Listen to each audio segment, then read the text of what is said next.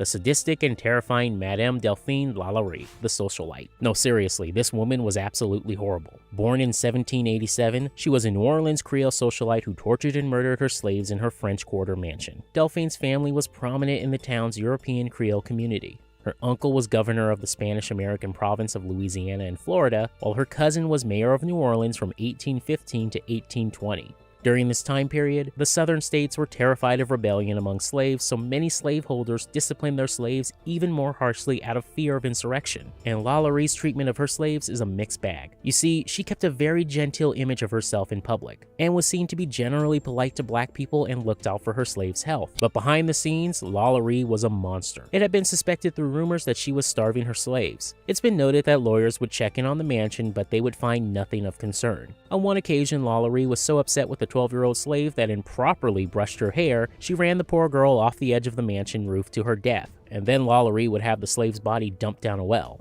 Despite the public outcry for the 12-year-old's death, nothing really happened to Lalaurie in the aftermath. The family was found guilty of illegal cruelty and forced to forfeit 9 slaves. But these 9 slaves were bought back by the Lalauries through a relative and returned to the mansion. Everything finally changed when Lalaurie's 70-year-old slave cook set fire to her mansion in an attempted suicide. While the flames engulfed the house, Lalaurie's family refused to release the slaves in the attic. So the neighbors broke down the doors to the slave quarters and found a real-life house of horrors. There they found 7 dead slaves chained to the walls. Others were alive but mutilated or dismembered. They even found buckets filled with organs and body parts scattered across the floor. At this point, Lalaurie figured she was screwed and didn't want to take her chances with the public outcry. Her family would flee all the way to Paris, and years later she would die from unknown circumstances. To this day, the Lalaurie mansion is widely considered one of the most haunted houses in New Orleans' French Quarter. It's often just referred to as the haunted house, with many believing the ghosts of the former slaves that perished are confined inside its walls.